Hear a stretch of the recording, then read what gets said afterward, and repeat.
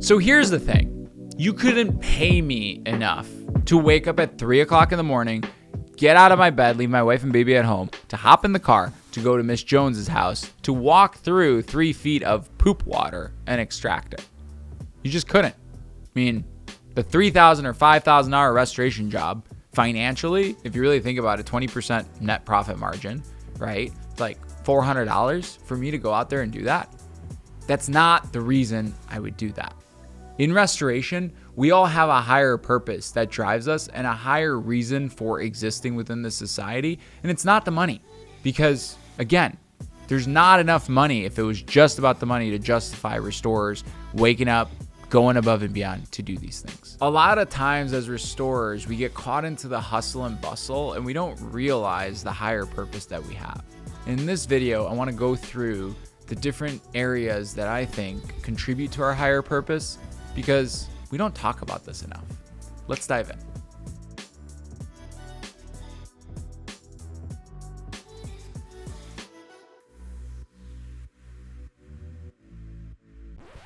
So the greatest purpose that we have as restorers, and the number one thing that drove me as we grew and scaled our restoration company from 0 to 8 figures, was the fact that we show up during some of the most traumatic times for these homeowners. And at the end, when we're done, we turn that trauma into smiles. And that drove me beyond belief. And there was a lot of jobs that we didn't necessarily hit certain gross margin targets, certain profitability targets, but we were still satisfied that we were able to help that customer. And it happens in every single case. There's the extreme stories that I have with, the mother whose son, had a, mental health episode and basically lit the house on fire, ended up in jail, and she had to deal with all of that, and all of her personal belongings were gone. But even the typical water leak, you have to realize, most people haven't dealt with something as traumatic as a toilet leaking in their house and the hassle of the insurance. And that is probably one of the hardest times in their lives. And the fact that us as restorers, we can show up and show empathy and take care of that customer, that is a super high calling that we have that I don't think many of us talk about and realize very often. The second high purpose that we have as restoration contractors is we help people from getting taken advantage of in those tough times. So if we show up and we have strong core values as a restoration contractor and we're there to help above all, we actually replace that person who's going to screw over the homeowner. We also are there to fight for that homeowner throughout the insurance claim process, even though we don't have any obligation to do that. And if we go above and beyond, we make sure that that one person who's not really educated on the claims process, not really educated on how much of a wild, wild west there is in this industry, they pick us. And by them picking us, they are now not getting screwed over, not getting taken advantage of. And it's a super beautiful purpose we have. And even if we made no money on that project, even if it went completely south, if we abided by our core values, we still provided value within society. We just might have not made the financial money on that during that specific time, and that's perfectly fine. The third higher purpose we have as restorers is we create an environment through which other people can grow, prosper, and flourish.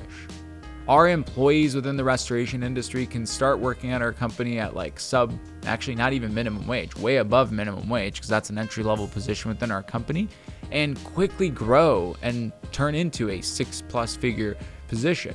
They're able to feed their families. They're able to, adopt amazing skill sets. They're able to, grow as professional human beings. And because we chose to go down the path of offering restoration services within our industry, and we chose to help those customers, in return, our team is able to level up and grow and prosper. And it's a beautiful thing. The next greater purpose is we actually level up our community. Restoration is a very hyper local type of industry, right? Most restoration contractors serve a radius of 40 to 50 miles around their home facility, and they're typically not affiliated with a larger network or a larger company. And the services that they provide to plumbers, insurance agents, property managers, and the community as a whole are super huge and super valuable. And as restorers, we have a segment of that society that we're responsible for pushing forward. And I love to think about it this way. If we offer free dryouts for a plumber, for example, we're there to reduce the stress when that plumber screws up. And whether or not we get work back in exchange is totally fine. We were there for that plumber and we took care of that homeowner when that specific mishap happened, and we were able to uplift our community. So think about it. Whenever you're marketing to insurance agents, whenever you're marketing to plumbers, to property managers, just think about doing the work of just being there for them versus just always thinking about the outcome of the exchange.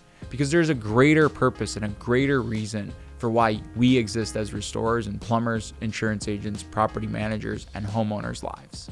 And the fifth greater purpose that we have as restoration contractors is we're able to actually uplift ourselves and build a better version of ourselves.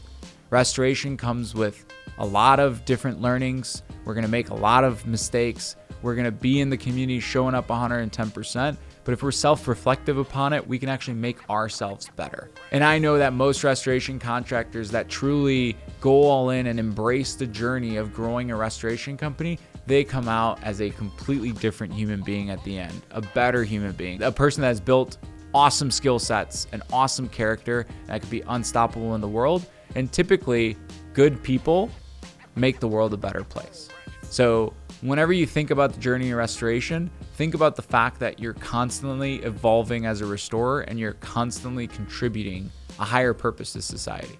So remember, when you're literally walking through shit, when you don't have enough cash to cover payroll, when you're about to give up on your restoration company and asking yourself, why did I get myself into this? Just remember the higher purpose, the impact that you have upon society.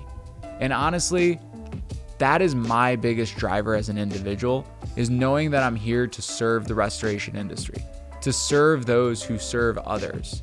And it just makes me so happy. And yeah, that's really my message for you guys with this video. There's no call to action, not gonna make you download a lead magnet. I just wanted to get this out there. Talk to you guys soon.